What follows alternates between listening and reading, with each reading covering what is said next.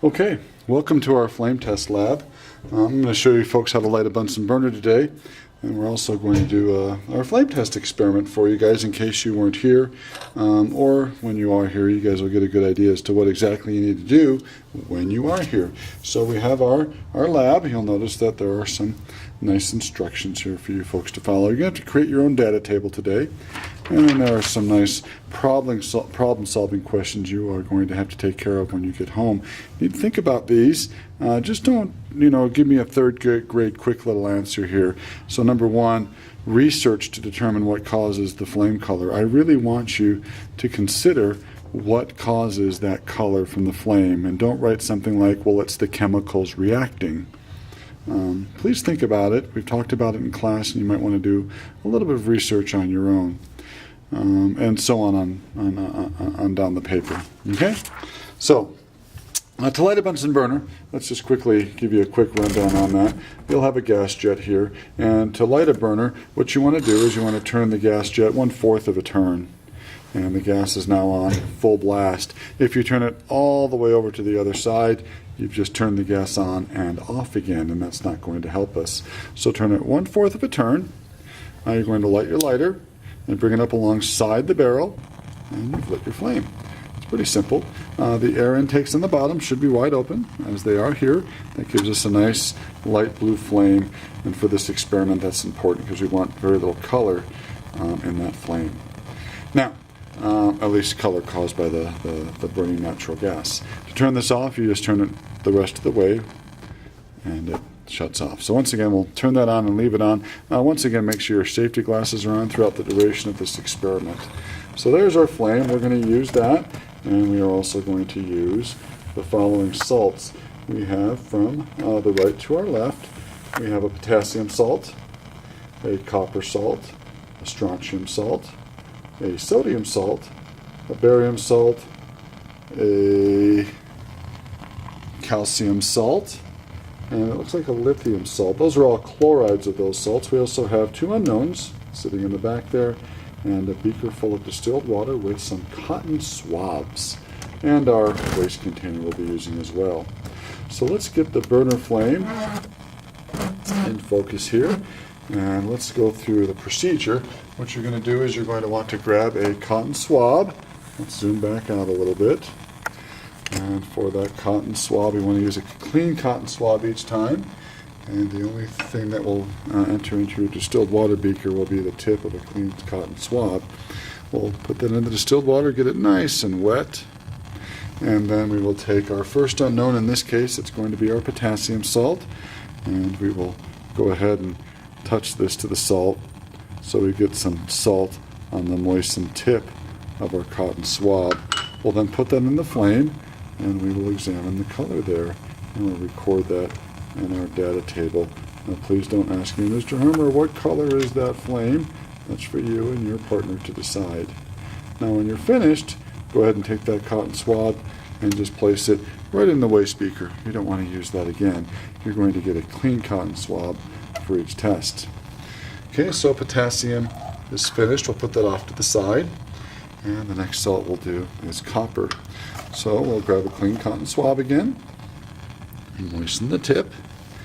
And then we'll touch that to the copper salt. We'll get some of that copper salt on there. Oops. There we go. Not sure if you saw that, but we have enough of the copper salt on that swab. And we'll put that in the burner flame. And once again, let's get that in focus here for us. Put that in the burner flame, and you folks will decide upon the color of that flame. Alright? Got that for copper, folks? We're done. Put that into our waste container, and we'll repeat the process for our next salt, which is going to be strontium this time. Okay, so we'll get a clean cotton swab, dip it in the distilled water, and we'll touch it to the surface of our strontium salt, and then we'll put that in our flame. And once again, I don't know how well these colors are showing up on the video. Hopefully it's enough of an observation for you to determine the color for the strontium salt. Okay, we're finished with that. place that in our waste container. Looks like we'll move on to sodium next. Take our new cotton swab, dip it in our distilled water, press that to the surface of our sodium. You can see we have some sodium salt on that tip. Put that in the flame, and we get another color there. Okay. Alrighty, throw that in our waste container, and now we'll move on to our barium salt. So let's get our Q-tip moistened and get some barium salt on there. Sort of fun, isn't it? Put that in our flame. Okay. Make your observation. Okay. Get rid of that. Barium's finished. And we'll move on to calcium. Moisten our Q-tip.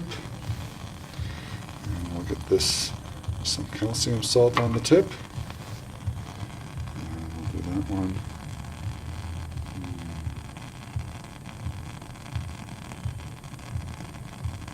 Okay. And then our final known looks like it's lithium. It's a little hygroscopic. It's gotten a little moist over the past couple of days. Get that wet. And we'll put that in our flame. There we go. Okay, so that was our lithium salt. Okay. Throw that in our waste container. And now we'll do our two unknowns. This is unknown number 1, so it's going to be one of those we just tested. Moisten the tip of our Q-tip, and we'll get some of the unknown salt on it. Mr. Unknown, it's your job to decide what that unknown is. That's unknown number 1, folks. Okay, and then we'll put that off to the side.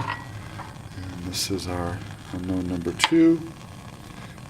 Handle that the same way. We'll get our Q-tip moistened and get that nice and coated with our unknown number 2. And that's unknown number 2's flame test color. Alright, so now it's up to you to determine what those two unknowns are, unknown 1 and 2, based on their flame test color. Remember, you have to complete your lab report, so take some time doing that. And that'll be due next time we see each other. Remember to shut down your burner and clean up your area. To shut the burner off, remember, we'll just go ahead and turn that gas valve over. You guys can return your safety glasses to the safety glass cabinet. Make sure they're put away neatly so that they can be sanitized properly for our next class. I think that's about it. Have a great day. Bye-bye.